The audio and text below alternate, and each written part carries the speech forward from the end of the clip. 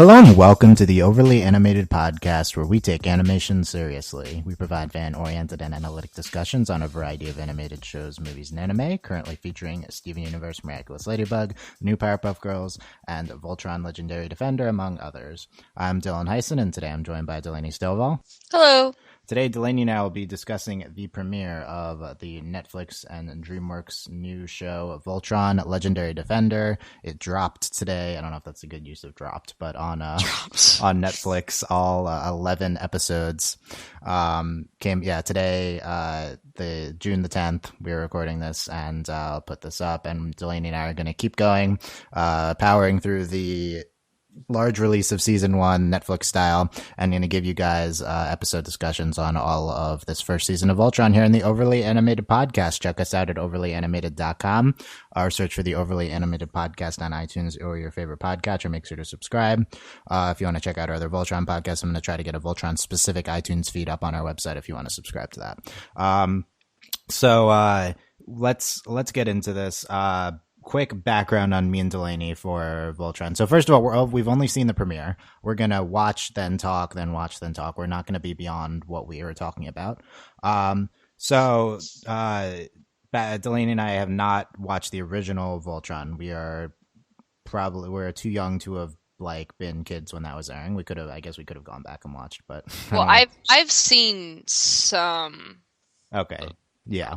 I'm not like, it's not like Powerpuff Girls where I'm like, I can talk about it. Like, I think I've seen maybe not even a full episode. I've seen I know it existed and I knew what it was, and I'm aware that it's I would like Voltron because I like Power Rangers. And I understand how this happened. You've been exposed to it. Okay, that's good. I'm aware of Voltron. But we're not gonna we're not gonna, this podcast, you won't find us talking about differences between the original. We can't compare it. We didn't exist when Voltron, the last episode of Voltron was in 1985. So so we were not born. We didn't see that. So I'm also just not interested in comparing things to the original. We've been over this a lot on this podcast. I'd like to evaluate the show on its own. If you want to leave comments saying this is different or better or worse than the original, that's fine, and I welcome that. And I'll find some of that stuff interesting. But in terms of our discussions, we're going to focus on evaluating the show as its own entity in terms of its quality. And the other aspect is that the show almost its entire crew comes from The Legend of Korra, which is a show Delaney and I podcasted on with our previous podcast From the Spirit World. I hosted the most popular Avatar and Korra podcast, and now we're talking about animated shows in general, so we're very familiar with the crew behind this. I was very excited for the show. The show has been branded Korra 2.0 by some of the people involved with Korra. Seriously, if you look at, we'll go over some of the specific people involved later, but almost everyone at a high creative level and in the animation studios, the animation studio behind Korra, so in Korea, and very excited about all of that. So that's our angle into this. We're not going to be incessantly comparing it to Korra, but I do think it's notable to talk about some of the contributions of the people involved, because I actually have some expertise on that. So let's get into Voltron Legendary Defender. This premiere was spoilers for just the first episode. It's basically 3 episodes put together for the premiere. So there's only, if you go on Netflix, there's 11 episodes, but this first one is the size of 3, so that's what it is. But it only has 1 name, so I guess it counts as episode 1, right? So right. So let's get into that. Delaney, you just watched this first episode. What's your initial reaction? I like it. It's we get I'm kind of impressed, honestly, with how well they've established all of the characters just in, it's in the first episode. Obviously, it's, 3 episodes put in one, it's very long, but they do a pretty good job of establishing the characters. I already hate Lance. Good job. We have that established. I hate Lance. Pidge is my favorite. He's great. Shiro's, all of them are great. I hate Lance, but I love him. It's fine. They're all great.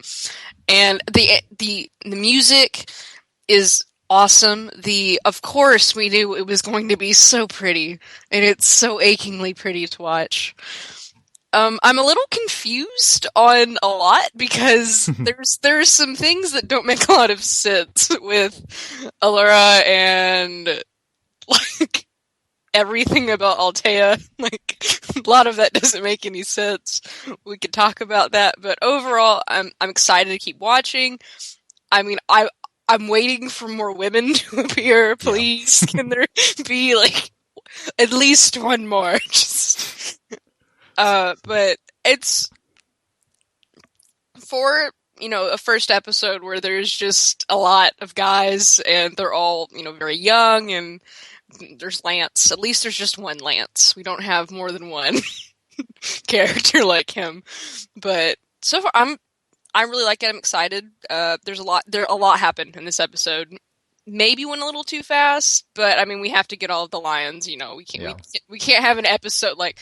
I probably if this was broken up, it basically would have turned out into like one lion per episode. But it did work well. I think all of it together. Yeah, I echo a lot of that. First of all, we have some conflict brewing, as Lance is my second favorite of the 5. Really? So, yeah. Like, he's fine. Like, he's kind of the worst, but at least he's something. That's my thing. Well, okay, that's fair. That's fair. Like, he's that's like I have to. That's what I was talking about. Props to like you've established all the characters. I hate Lance. Good job. You made me hate a character in an hour. Like, good job. I mean, this is the type of character you won't like. So obviously I'm not gonna like Lance. Yeah, I did like him originally. Like initially, I was like, "Ooh, okay." I'm like, I kind of like him. Then he started talking, and I was like, "I kind of hate you." And then I keep flip flopping. I mean, he's my least favorite, but I'm expecting some big things from Lance. Lance also is voiced by Jeremy Shada, who's Finn from Adventure Time, and I loved him. And I think this character's good. I think that he's kind of like annoying and a jerk, but we'll see where it goes with Lance. Also, definitely we're hitting really hard on the Lance and Keith like enemies type of thing, and everyone's gonna ship that. I ship it. I don't even like Lance, and I ship Lance and Keith. Like, okay, that's like the ship. Yeah, okay. Yeah. So I like this premiere of Voltron. I was a little bit worried. I'm worried about a lot of things going into the show. But I think that they basically executed on the premiere, and I thought it was good. I think it's the best animation quality we've seen on television since Legend of Korra ended. So on its own, like that's it. That's all you need. It's great. It's pretty. Just watch it. It's Studio Mir, and beyond Studio Mir, it's also incredibly talented storyboard artists, directors, and Joaquin and Lauren in charge of the show. Like, all of that combined, seriously, it's just the most gorgeous show. It's not even on TV, it's on Netflix, but since Core ended, like I said. So that on its own is something. I thought the story was the weak part of the of the premiere. Right. I think that the story is generic, tropey, and essentially a typical 80s space opera, basically. So it's not even typical. It's the 80s. Like the Voltron was very like we shouldn't be shocked. I feel like it is. Yeah. Like, well, first of all, the original wasn't. That doesn't mean you have to stick to it. They decided to stick to a lot of the elements. I do think that this premiere is the biggest product of them largely sticking to the original. I've been I don't know spoilers. I've been reading all the interviews with Joaquim Dos Santos and Lauren Montgomery, the creators who worked on Avatar and Korra. And I'm now expecting a pivot point in the series where we're going to turn into some deeper storytelling and a lot more. It's not just going to be Defenders of the Universe. And a lot more representation from genders. I actually don't know how this is going to manifest, but they've definitely been saying in interviews like stick with it until we get to a point where there's more girls. And I don't know if it's just like, is Allura going to be the main character, or are there going to be more female characters? I'm actually not sure.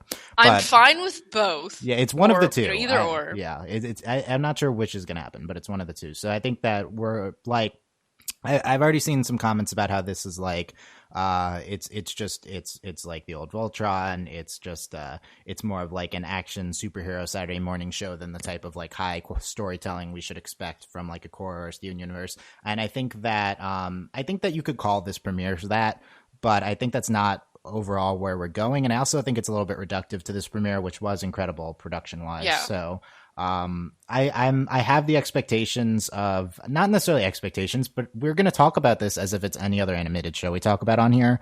I don't want to like reduce this to a like, oh, it's a Voltron show. I mean, I don't know. It depends on what you mean by that. I mean, we talk about Ladybug, and we know we love Ladybug, and of course we're like, okay, Monster of the Week, but Yeah, Miraculous Ladybug, another show we talk about on here, and it's like the shows can be good for what they are. I don't even know if we can't define what the show is. We don't even know what it is right? yet. We don't know. We'll get into that. I think the weakest points of I do think this premiere is a little bit disappointing writing wise. I expect slightly more from Tim Hedrick, Josh Hamilton, and Mei-chan, the three writers who Tim and Josh from Avatar and Korra, Mei-chan from Avatar. Interesting that she's the third writer on this, and I think that a lot of the humor in this first hour is pretty bad. Just flat out. There's like towards the end, it gets better. They find their flow, I think, towards the third episode. There's some okay jokes, but a lot of the Hunk stuff is really bad. And then there's like a fart joke. I just couldn't. I wasn't really liking that, but and then there's the elements of the mythology that they need to establish. And my favorite part is that they go through them very fast. Because I think it makes it tolerable, and I think that that's the way to go. Like, the mythology that they're presenting is not good enough shouldn't say good. Like, that's relative. It's not deep enough that you can spread it out over the course of half a season. You need to get it out of the way immediately, and we need to do different things with the story. Because all the mythology is like there's these lions that combine to form Voltron, and then there's this evil space guy, and then there's this ancient civilization, and there's this princess Hermit who's frozen in time, and that's like, and I guess they have armor and they have weapons, and that's like literally it. So we get all that out of the way, and it's good, and I think it's successful. It's actually like actively successful presentation of their mythology because it's done very quickly. So I think that was good. I hope that we get into deeper aspects of their world. I guess my favorite aspect of the world is how they present it initially. Just this kind of like advanced like human society that has not had contact with aliens yet. I think that was like the most interesting part to me. The cold open that they did. Well, I don't know if there's no really theme song, was there? So like, but the initial scene with Shiro and what turns out to be Pidge's like brother and dad. I called that stuff like immediately. Like, I was actually confused because it looked like Pidge, and I was like, no, that was the thing. I saw them, and I was like, okay. Then later, I was like, oh, it's him. And then the way he kept talking, I was like, oh no, it's his brother and his dad. I didn't make that last jump. I was just confused why Pidge didn't remember being okay. Well, that's why at first I was like, oh, it's the kid. That's why he keeps getting upset about it. But then they kept, after a few minutes, I was like, oh no, it's his dad. Okay. Yeah.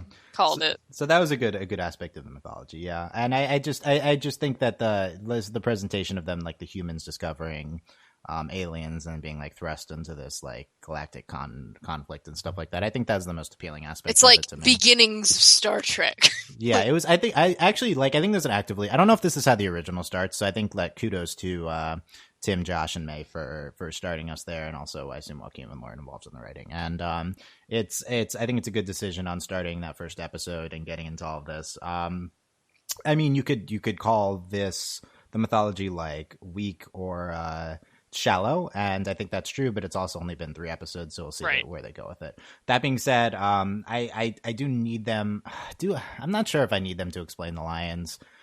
Like that's very much a Dylan thing. Is like, you need to tell me what these magic lions are. Like I would like to know who was it Allura's civilization who made them, right? And then so why were they so advanced and stuff like that? Just have a flashback to them or something. I'm fine with him. Like I'm honestly like, I'd prefer we know everything about her civilization, but I don't need to know about the lions because frankly, when you think about it, it might be really stupid, and I don't know if I want to know. That's the other side of that. I agree. Yeah. So I don't. Maybe they shouldn't do it because I mean we're dealing with okay, we have magical lions that form together to make a giant robot. That is like, when you just say it like that, that sounds so stupid.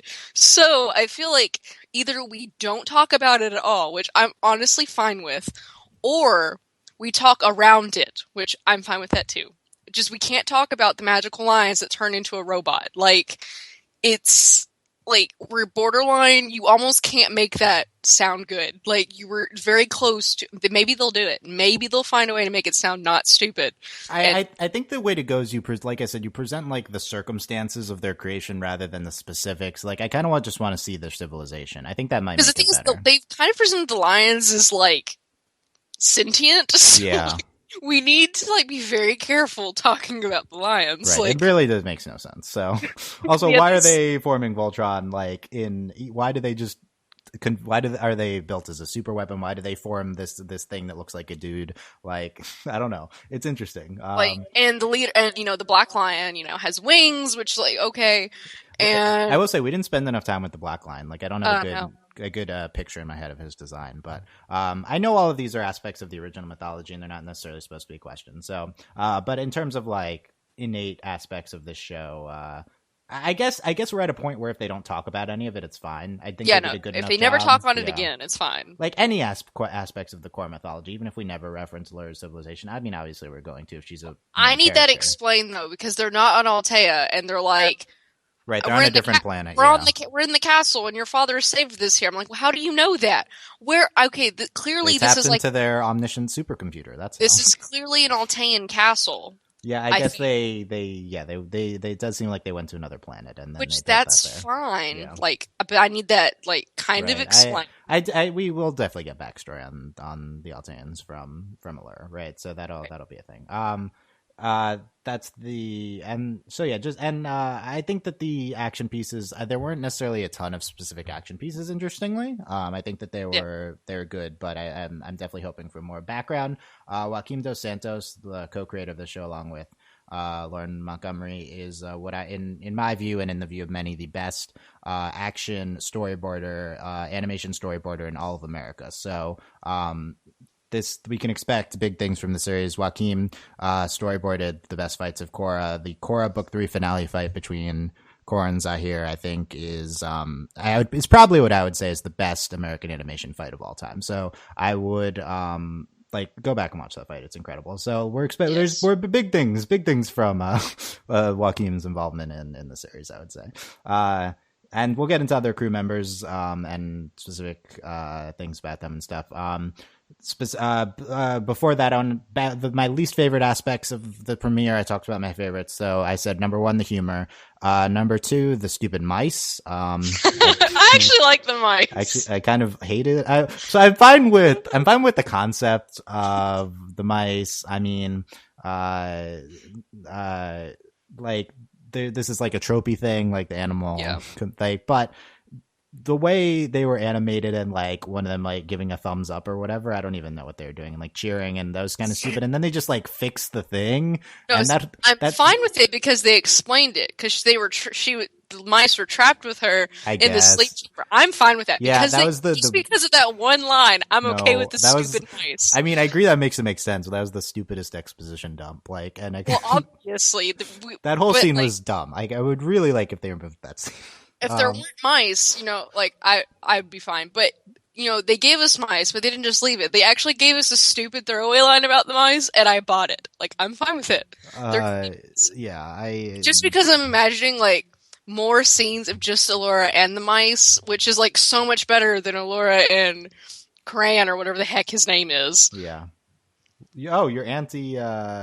what's it? Korean. Yeah, we'll go through all the characters in a second. But that was aspect number 2. My third least favorite aspect would be this. I feel like there's one kind of mythology hole, which was Allura she's expositioning about the lions, and she's like, you can't really control them. They're not like robots. They pick their owner. And then she proceeds to tell each of our characters which lion is assigned to them. So I have no idea, why, I guess that's a part of the original show that they pick their owner, but you just contradicted that. You're telling them who it is. They did say that they connected the lions to her life force. So, maybe the lions could have been talking to her. The lions could have been talking. We don't know. I guess that they were talking to Allura, right? But I am selling that, so I don't know. That was stupid to me. I do buy that the blue lion chose Lance, right? That I think did happen on the show. But, I just thought that was pretty stupidly presented when she said that, and then they immediately chose. Well, we had to have the total Power Rangers scene where they're like, "You get this one, you get this one," and which is fine, but just don't include that previous line about them choosing the owner, and then it all works. I mean, maybe they'll talk if we have another scene later where the lions are talking to Allura and it's very obvious. I'll be okay. Yeah, I guess that would help explain, right? Yeah, if she controls them, right? Connection to them. I don't know. Let's go through the characters and let's give our impressions of each one. Let's start with Shiro. I know he was named back to what he was in the Japanese original from what he was in the original American version. He's Shiro here, voiced by Josh Keaton, the Black Lion pilot, the leader of the group. What are your impressions of Shiro? He's just total Black Power Ranger, and he's great because the Black Power Ranger is my favorite, and that's just who he is. So he's fine. He's cool. Like, he's like, at first I was like, he's gonna be the obnoxious, older, blah, blah, blah, blah. No, he's awesome. Like, he's really cool. I'd hang out with Shiro. Like, he's just kind of he's the brave, dashing, leader, but he's also we're introducing some depth to him in that, one, whatever him and Keith's relationship is, are they siblings? What's going on? And his, he was held prisoner and probably tortured for a year, and he has this weird robot arm that doesn't really understand. He's cool. I like him. Yeah, the best part of Shiro is that they didn't give him the brooding male treatment. It's great. A little bit. He is, but he's not full on Mako or Zuko. He's actually nice. He's super nice to Pidge. Yeah. I would hang out with Shiro. Yeah, that's the best part of Shiro. The worst part is that he didn't have any sort of deep characterization in these 3 episodes. So I don't really have too much of an opinion on him other than that I don't actively dislike him. Which isn't to say I'm this, because this character is some type of character isn't my favorite, but I'm fine with him. I'd like his robot arm, I guess, but we'll see what they do with that. It's kind of unexplained. Why did the enemies who are torturing him give him this was it them who gave him the robot arm? I don't know. That was kind of stupid. Anyway, but it was cool. So that's the primary thing. Let's talk about Keith, voiced by Steve Yeun, voice of Avatar 1 on Korra and on Walking Dead. He's the pilot of the temperamental Red Line, which they had to say twice, which I thought was unnecessary. And he's arguably the least characterized of all of them. Who is Keith? What is Keith? Yeah, he's the bad boy, right? Right. So, but it's so funny because they, they're he's the bad boy and he has the temperamental, red motorcycle line thing, whatever. But he, clearly is I don't know if him and Shiro are related. I don't know if they're That's interesting. I didn't see any connection between them. Really? Oh yeah. No, they're probably brothers, or they're grew up together, or there is some sort of relation there, because he found just the way they interact to me was there is a connection there. A deep, some sort of connection. Oh, shipping connection? Okay, no, I got the feeling that they're related somehow, they're brothers. So the opposite of that, unless you're the entire internet and then not. But no. Okay, so do you like Keith? I don't really have an opinion. I like how you feel about Shiro, where I actively like Shiro. I don't really have an opinion on Keith. He cracks me up in that him and Lance hate each other for Yeah. It's more of a one-sided hatred from Lance. Yeah, because I don't think Keith cares. Keith doesn't care, yeah. No. Also, I don't really know if we can call him Keith. Keith's not really the bad boy. He was top of the class, dropped out for I think he's the bad boy. I assume he dropped out for some altruistic reason, which we'll learn later, right? Yeah. But he was kind of presented as he's the Mako of the group, if anyone. Yes, maybe. I don't. Yeah, I assume he's some deeper characterization. I don't particularly care about Keith Lance right now. Is Mako plus Sokka in this. We'll talk about Lance. Yeah. Yeah, I think Keith's he's okay. I think he's least characterized, so we'll see with him, right? Let's talk about Lance, voiced, as I said, by Jeremy Shada, voice actor of Finn on Adventure Time. Lance, I think, is being presented as at least he thinks he's the ladies' man. He's kind of the comic relief of the group, and he also dislikes Keith a lot. So what do you think? So you're not big on Lance. We already talked about this. Yeah, he's Sokka plus Mako, and it's the Sokka part's the reason why I like him, but then he becomes Mako, and then I hate him. So it's really hard. I don't really I dislike him, but sometimes I like him. I don't know. He gives me mixed feelings. I don't really know. Yeah, my thing about Lance is that at least he's my big thing with the male characters is when they're completely unemotional. Yeah. That's what turns me off from them, right? And Lance is emotive, even if it's in an annoying way. He really is some weird combination of Mako and Sokka. I don't know how they got those two characters into one person. I think he's mostly the Sokka of the group. No, he's mostly the Sokka, but he's Sokka pre Katara beating a little bit of sexism out of him. So I didn't necessarily get Yeah, it's borderline. He's not. Sokka in the beginning of Avatar was like full on sexist. He's like hitting on girls, but it's not necessarily in the most sexist way. And it's not like the most irritating thing ever, but it's pretty irritating. I thought that we might be going, because I read the initial descriptions of the characters. I thought we might go to a place where Lance is like hitting on like everyone bi type of way, which would be great. I would if he's like Jack Harkness, I am here. I will immedially be okay with Lance if that is the case. We haven't seen that yet, but at the same time, he's completely in love with Keith, 100%. Yeah, no, yeah. Well, it's so funny. Like, he clearly made up like this rivalry in his head. It's like what? That means he's been fantasizing about. Yeah, clearly. I mean, I will say, like in the first several minutes, you know, when it's just the three of them in the simulator and all that. I really liked Lance because he was funny. Like he says funny stuff, and he's like his facial expressions are excellent.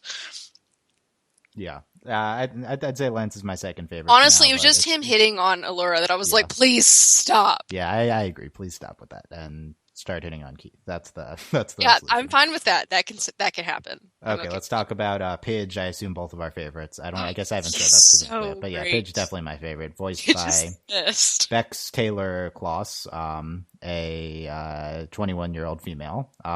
And interesting, the classic. Usually, it's like an older woman voicing, right? Yeah, like so that's kind of interesting.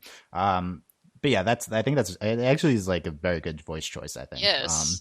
I think Pidge is like one of the best characterized so far. He has the whole family thing. He's just very sympathetic. I love him. Like I want to like carry him around in my pocket. You want him to be your Kwame? Like he's one adorable. Like look at him, he's so cute, and his glasses, he's so cute. And then like he's just of course we like the young like Hermione boy. Like that's who he is. He's the he's Janora. Like that's who he is. Yeah, he's like the male Janora, but he's like the Hermione Janora character combined with like the Genki girl and an energetic girl, right? Like he's perfect. Like he's kind of it's really good. He could want. And then so like he's the closest to like having like the ideal character we want on the show. Like he's fine. Like he's awesome. I love him. I'm very high on Pidge as well. Yeah, and then there you have Hunk, voiced by Tyler Labine. Do not know much about him, although he's been in a lot of stuff. As I see his Wikipedia page, he is the I didn't name their lions. He's the yellow lion. It's interestingly they present the yellow lion as being like the tank of the group. Yeah. I saw on the Voltron website all the lions had stats like a video game, but they didn't really get into that except for the yellow lion on the show. So that's kind of interesting. He's the oh my god, I want Pidge to like come out of his like he has like some sort of like iPad thing, and he's like blah blah blah, like talking about all the stats. Like I need that. I think that's going to happen. We're going to see that. That'll happen. One thing I really like is that like Hunk is like the mechanic and Pidge is like the techie one, and but they're both kind of like the techie one. Like there's two kind of techie ones. I think that's cool.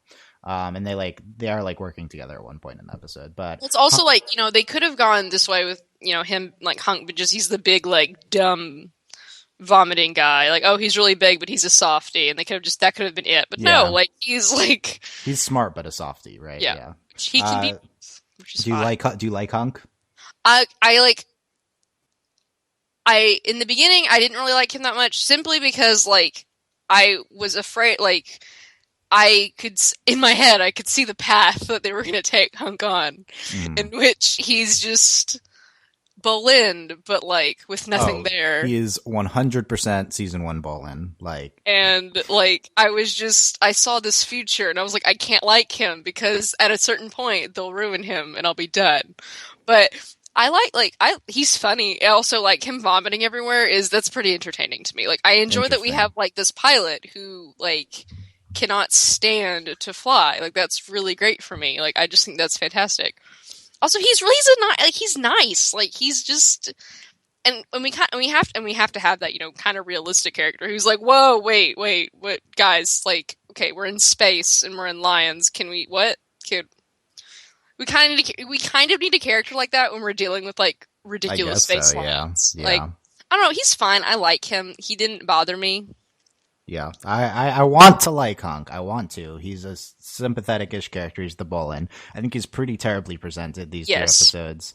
Really didn't like the vomiting. I think that once may have been fine. They did it like 3 times. Well, there's literally a line where he's like, oh, I'm hungry. He's like, yeah, because you vomited like 5 times.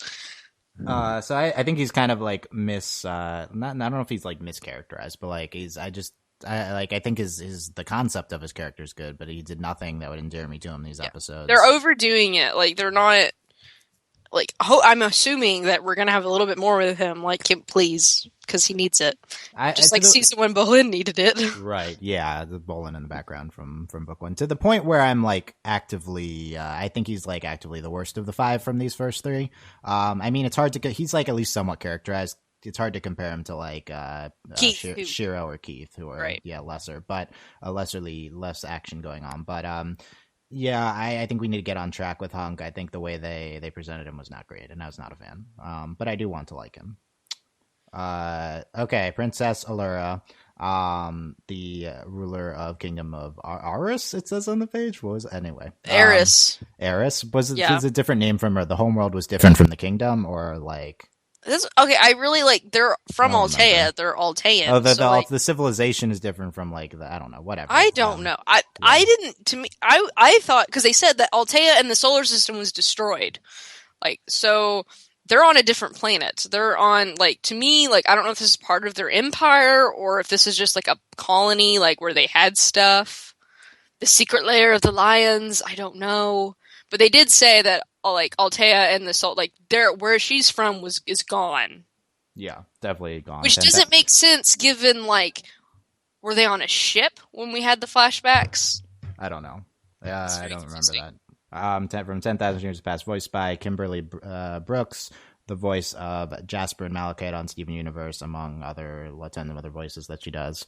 Also, she has like. I don't know, a British accent? Is that what you would say? I mean, they're not, it's not like, I'm going to call it Space British because, because it's, and by Space British, I mean, this is literally like in Star Trek and Star Wars, like anything in space, you always have like some empire and they always like, they kind of sound British, but they're not really British. Like that's what she is. Yeah, she sounds like royal and foreign in a British basically. Way. Yeah. Thoughts on? We just automatically say British because to us that's what British is. Anything that's like dignified, different English sounding sounds British, right? Yeah. Okay. Thoughts? I assume Princess Allura is going to be our fave throughout the series, but thoughts on her in this premiere? I like her. I didn't really appreciate I understand. Shocker, Delaney likes Princess Allura. Shocker. Yeah. Delaney likes the only female character that we literally have. the only female character. Shocker. Yeah. I mean, I do actively like her in that, like, she has presence and agency, which, like, when, you have a cast of, like, you have 5 male leads and you're like, oh, okay, here are all these dudes. You get a little concerned when there's only one lady and like what they're gonna do with her, but she I'm kind of iffy about the whole thing with her dad in that like it's not obviously she was asleep for 10,000 years. She's like I woke up and was like what am I supposed to do? Everyone I know is dead. Dad, help! Like I mean to me that seems legit. It's cool, but it's also getting to know her. Father. Literally, like, she collapses at, like, the hologram of her dad. Like, Father!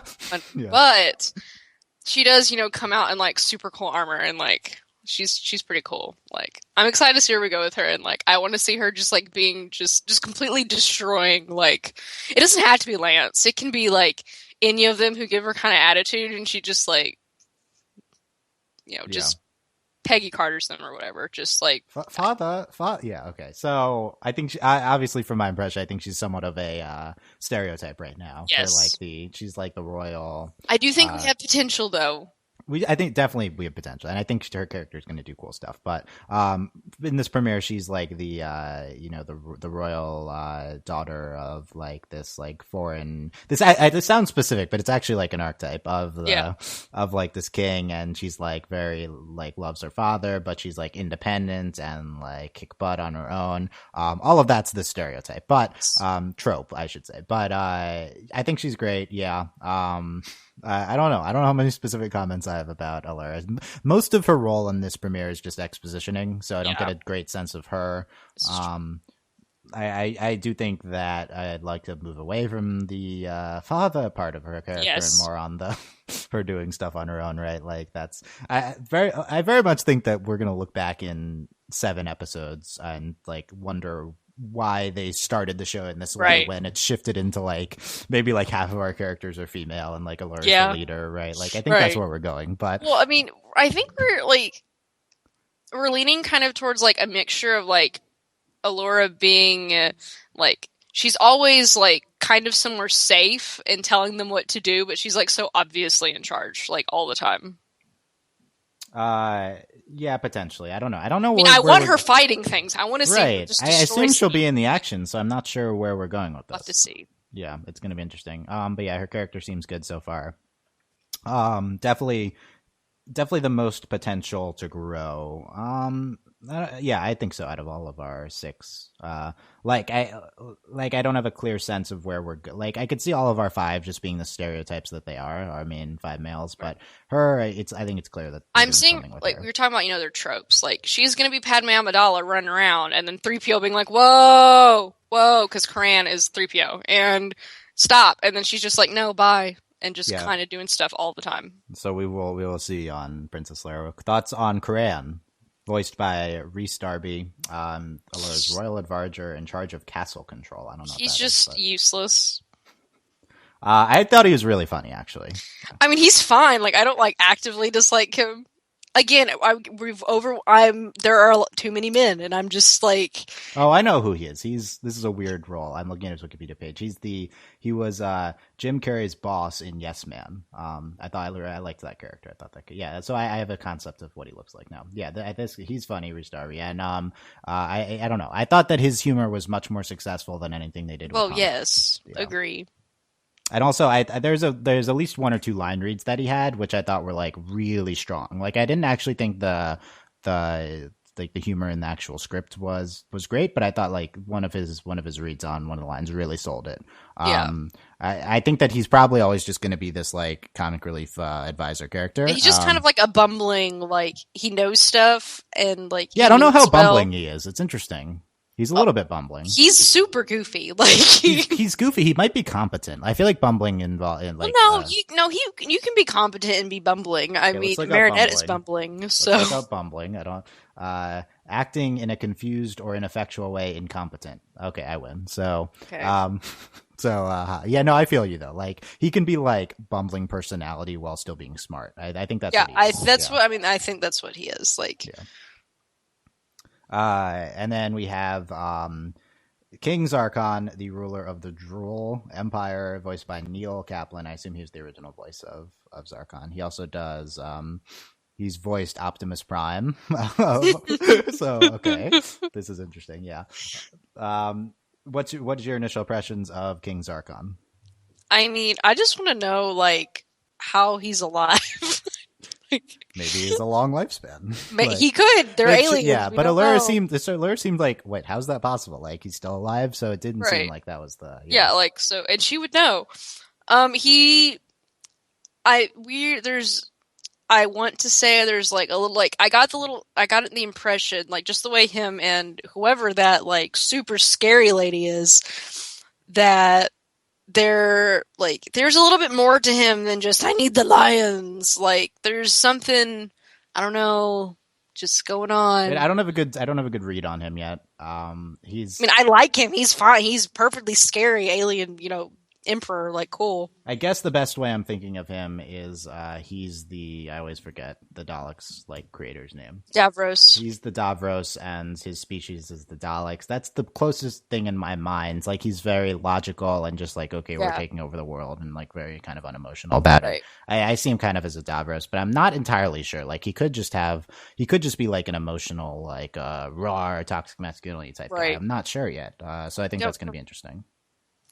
I mean, it'll be like, I'm hoping we'll get a little bit, like, I want there to be more to him than just, like, conquering the universe, because, like, it's different from when you have a villain who's like, I want to take over the world. Like, okay, that's cool, but, like, the universe, that's a lot. Like, that's... Pretty ambitious, Zarkon. It seems like he's almost there. So what's he been doing for 10,000 years? Like, is there just a lot of universe to take over, or is he basically just took it over already, and now he's just waiting he's waiting because the Avatar's been in the ice for 100 years, and he has to search for the Avatar Voltron. It's like 10,000 years. Okay, I understand. I understand why Sozin couldn't find. Why all of the Fire Lords. He's basically Sozin who lived for long enough, because Sozin basically took everything over already. Yeah. And so. But I understand why they couldn't find the Avatar, but 10,000 years you couldn't find the lions? You only found one lion in 10,000 years? Like, that's, oh my god. And also, like, when they walked into one of a few of the lions' cave, like, it lit up with, like, lion pictures. Like, that might be a clue that there's a giant lion here. Like, seriously? Okay. I mean, I guess props, they caught, like, the most temperamental lion or whatever, though the lion really didn't seem that temperamental. Yeah, 1 out of 5 lions, 10,000 years, not a very good rate. That is, like, the slowest, like, when did you think you were going to take over the universe? In, like, a million years? I guess, yeah. Well, on this rate, 50,000 years, then he'll have the lions. Why is he keeping, I guess you can't, why do you have the lion alive? Like, did he want to, it seems like that Voltron is the only thing that could stop him. So if that's true, just destroy that lion and we're good. Like, you don't need to use the lion for your purposes. Like, you could do that, but you're fine on your own already. Why do you need to keep that lion? That's true. Like, he could pervert Voltron and, have, like, evil Voltron, except now I'm having flashbacks to evil. Find the biggest space volcano you can. Space volcano. And throw the lion into it, and it's dead. Like, why are you keeping it alive? But do we know can they destroy the lions? You can't. He has access to the entire universe. There has to be something which can destroy the lion in the whole universe. Okay. So I'm imagining, like, somewhere in the middle of the season, we're going to encounter lion kryptonite. And why didn't you? I mean, like, seriously, that's just the stupidest thing. Keeping it alive. I really need. Also, it wasn't even on his ship. It was on, like, some random dude's ship. Why are you sending the ship? I know I get to he's the closest one, but you happen to send the one ship that houses the lion that they need. You're bringing it to them. Zarkon, that's a very bad plan. Like even if it takes 10 extra days, you can go yourself to destroy them and move the lion as far away from them as you can. Like, they already have, at that point, they didn't know they had the Green Lion, but they already had 2. Why? Like, did you want them all on the same ship? That's stupid. Why? I don't think he's not a very good villain. Like, it's not that he's like, he can be a good character and be a terrible villain. Like, he's not good at being a villain. I think that we're not supposed to judge Zarkon harshly for these. I think it's just supposed to laugh at him. I think it's just plot holes. Like, but it's not like plot holes. Like, I think they're aware of them, but they just chose to do this to try to make these 3 episodes more concise story wise. It was like a decision, and I think it's fine. Like, they weren't my initial complaints. Like I said, my 3, like, this ranks below the mice for me in terms of things I don't like. But it is pretty stupid considering what we've just established, right? So, I don't think that we're supposed to think of Zarkon as like incompetent. An idiot. Yeah, I think he's supposed to be like the ultimate he's supposed to be scary alien emperor. Davros would never make this mistake. Like, no. You're no Daleks, dudes. I'm not impressed. You gotta step up your game. And I guess we had that last character of the what's their species called? Is the Drool Empire? Well, they're like the Gura, aren't they, or something like that? His commander or whatever that went to attack them. Like, none of them look the same. Like, what are they? The guy that attacked them looked like a giant, like, red space mouse. He looked like a lemur with, like a gem in his eye. Like, that's what... Oh, he's the ruby with the... Yeah, he's Ruby. Yeah, this guy, I don't know. I have nothing to say about this guy. He's generic, like. So, because my thing is like, okay, so if they're like, he's an emperor. They have like this giant empire that's been going on for 10,000 years. There can be more. It doesn't just have to be like their race, but like I feel like we need a little bit more. Like, do they enslave people? Yeah, I need to know more about them. Yeah, but they've presented them as like destroyers of planets.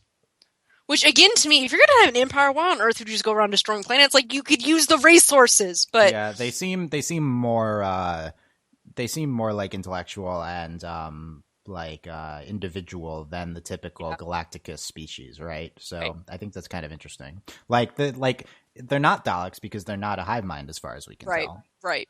So I think that's So I don't know what's up with that. Like, yeah, you're right. Why are they destroying things? You should just conquer them. Yeah, you would think conquer. Like, they wiped out like an entire solar system. Like, that's a lot. You're very daunted by the scope of these takeovers. Well, I mean, because we have Voltron, Defender of the Universe. The universe is really big. Like, you're just like. I feel like we kind of need to discuss it. Like, it's kind of ridiculous. It's kind of ridiculous. I mean, maybe their universe, maybe this is a different universe, and maybe this universe is smaller. I doubt it. No, I don't think so. But it could be an alternate universe, but I don't think it's smaller. But I mean, it could. I don't know. Maybe it's like 3 planets. Maybe we saw all the planets. Oh, quickly, what do you think of? I really like the Spirit World planet they go to. Yeah, same. Exactly. When they landed, I was like, they're in the Spirit World. They were in the Spirit World. They're in the Spirit World. They had the weird creatures. They had the sloth was so cute. Yeah, like sloth was good. I think that the things that happens while they're on that planet were kind of stupid. Like nothing happened. Right. But I think Shiro Pidge bonding is a little interesting. That interaction is what sold me on Shiro. Any desire to ship Shiro and Pidge? No, because Pidge is like 11. So is he? I think he's the same age as the rest of them. I don't know how. They're in the same class. Like. I guess Shiro. I don't know. Whatever. If Shiro is like, I also liked the original, the Academy type thing from the. No, that's my thing. If Pidge is like the character like we think he is, then he's like super smart, but like 11. And so I don't think he's 11. I think he's just supposed to be like the same age as them. He's just supposed to be the tiny nerd boy that follows them around. Okay, it's time. Quickly, I want to make comparisons to the first show I thought of when I saw these characters in this episode was the anime Free. I think these mimic the Free character archetypes completely. So I think he's the Nagisa of that show, who is the same age as them, but is like tinier, and he's the same thing. The Haruka is definitely Keith or Shiro. I'm not sure which one. Makoto is. I haven't even seen the second season of the show, but is this the swim show? It's the swimming, the gay swimming show, yeah. Okay. Makoto, I just probably offended like 3 listeners. Yeah, like how does Delaney? Well, no, that's the gay swimming anime. That's what people know it as. Shiro's Makoto. Keith is Haruka. Ray is, I don't know. This is breaking down. Lance? It's breaking down. Anyway, there. Pidge. My first character I thought of when I saw Pidge was Nagisa from that show. Yeah. Okay. What else did we not talk about? Yeah, I like the Star Trek Academy beginning aspect. Which I'm hoping. I think what's might happen is they kind of go back. And they keep going to school, and they're at the academy. I don't think they're going to school. They could. And then Allura calls them and is like, "We need Voltron." And yeah. I thought they'd already ran away from school, but then at some point Hunk's like, "Oh, I guess we're missing classes." Didn't you already betray the professors and stuff? Yeah, I could see them maybe going back. I mean, I feel like we're definitely going to encounter them again. We have this garrison, and yeah. It's the Starfleet Academy or whatever it's called in Star Trek. I think that's what. By the way, they named the professors after them. We had Lauren Montgomery professor. We had the script coordinator or something was. Anyway, yeah, that was all them. Okay, let's quickly talk about the crew coming from Korra. We talked about the voice actors. So I talked about Joaquim Dos Santos, Lauren Montgomery. Joaquim. came in during book 2 of Avatar, was a storyboard artist in book 2 of Avatar, was a director on book 3 of Avatar, an executive producer on all of Korra. He's known for his action sequences, and with Brian out of the game for now, I would say he's probably the most talented kind of storyboard artist creator type in the animation industry in America. Hard to compare it to the Cartoon Network side of things with like Rebecca Sugar and stuff like that. But assuming Brian's sitting out for now, then he's the one to watch for sure. Lauren Montgomery has always been in a like kind of producer side of Avatar. She worked on storyboards for the very end of, or for Korra. She worked on storyboards for the very end of Avatar, but was mostly in for Korra. I don't remember specifically what she's like known for or anything. She's just generally very good. I think maybe it's for some character modeling. I remember her being involved with in the commentaries for the Korra episodes. Keon Ryu is a producer. Was another producer on Korra. The entire production team outside of Mike and Brian is involved in the series. The entire direction team comes from Korra. We have Steve Ahn, Eugene Lee, and Chris Palmer. All were storyboard artists on Legend of Korra for books 3 and 4. And they are directors for the show. The entire writing team is from Avatar and Korra. Like I said, we have Tim Hedrick, Josh Hamilton, who wrote for Avatar and Korra, and we brought back in Mei Chan, who wrote one episode at the end of Avatar and was involved with and was a staff writer at the end. I assume she might be related in some way to one of the writers. I'm not sure. Anyway, and who else do we have involved? I wrote this down. We also have Studio Mirror doing the animation, of course. Andrea Romano is the voice director. Tim Hedrick gets a voice directing credit. Interesting. I think that's kind of natural, having your head writer directing the voices. But yeah, Andrea Romano, the voice director for Avatar and Korra. Lauren Zurcher is heavily involved, or I've she'd some artist credit at the credits. She was a background artist on Legend of Korra. Those are I apologize if I forgot any names. Those are the ones I immediately saw in the credits. The score is done by Brad Breek, who is not involved in Avatar Korra, but did do the score for Gravity Falls. So that's that connection. Which is why the music's awesome. Yeah, he's very good. So there you go. We very much know this team. Clearly there's a reason we're covering the show. Multiple. What I just said is the reason we're covering the show. Yeah, that's why we're here. So, but it's also been the show very good on its own, and yeah, this is like I'm glad this team stuck together. There squad. The squad goals. They're these people in particular, combined with Studio Mirror, really the reasons why Korra books 3 and 4 were so spectacular. And I mean, of course, we have high hopes for the show. But yeah, high hopes for the show. I'll be watching Tim Hedrick's writing work, as I guess they list him as story editor and not head writer, but he's thrust into the mic role now. We'll see how this goes. So it's going to be very interesting. Very much fans of all these people. Follow a lot of them on Tumblr or whatever social media if they have. And yeah, so Delaney and I are going to continue covering Voltron. We're going to probably have shorter podcasts for the subsequent episodes. Like we're talking about 3 here, and it was the first one, probably maybe more towards the 30-minute side for these 22-minute episodes coming up. Delaney, final comments on, I didn't even say the name of the episode, Rise of Voltron, the premiere. After an hour, we say the name. I'm eager to see where we're going. Please, more women soon.